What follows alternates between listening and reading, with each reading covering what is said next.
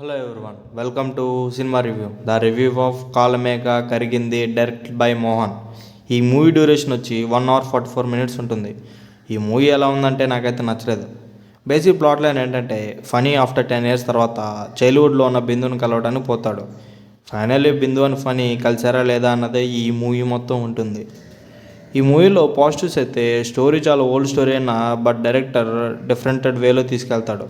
But ఏం work out కాలేదు. ఈ మూవీలో మ్యూజిక్ అండ్ బ్యాక్గ్రౌండ్ స్కోర్ బాగున్నాయి.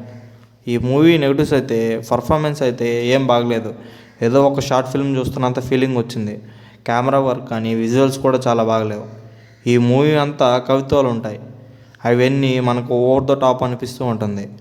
ఇంకా ఆపితే బాగున్న ఈ కవిత్వాలు అని అనిపిస్తూ ఉంటుంది. ఈ మూవీ కూడా చాలా స్లోగా ఉంటుంది. ఈ మూవీలో మనం ఎక్స్పెక్ట్ చేసేది లవ్ అండ్ ఎమోషన్స్. ఎక్కడ కూడా ఎమోషన్స్ కానీ లవ్ కానీ క్యారీ అవ్వవు.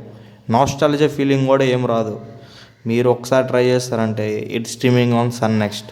Thank you for watching.